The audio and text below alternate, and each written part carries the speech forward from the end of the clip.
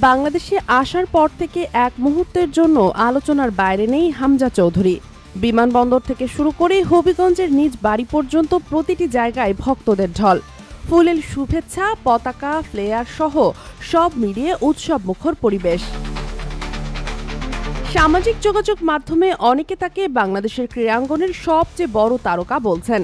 তুলনা চলছে দেশের সবচেয়ে বড় আইকন সাকিব আল হাসানের সঙ্গে, কিন্তু হামজা বিনয়ের সঙ্গে বললেন, আমি এখনো সেই জায়গায় যাইনি। সাকিব সত্যিকারের মেগা স্টার। 2020 সালে এক সাক্ষাৎকারে হামজা নিজেই স্বীকার করেছিলেন তিনি সাকিবের বিশাল ভক্ত। তিনি বলেছিলেন, সাকিব অসাধারণ খেলোয়াড়, ব্যাটিং বোলিং দুটিতেই দুর্দান্ত। কঠিন সময়ে সামনে থেকে নেতৃত্ব দেওয়ার ক্ষমতা তার আছে। বাংলাদেশের খেলা হলে সবসময় আপডেট নেন হামজা। হামজা ইংলিশ প্রিমিয়ার লিগের লেস্টার সিটিতে বেড়ে উঠেছেন। বর্তমানে খেলছেন শেফিল্ড ইউনাইটেডে। কিন্তু তার আসল চ্যালেঞ্জ 25 মার্চ। সেদিন ভারতের বিপক্ষে জাতীয় দলের জার্সিতে প্রথমবার মাঠে নামবেন। এটাই হতে পারে বাংলাদেশের ফুটবলের নতুন সূচনা।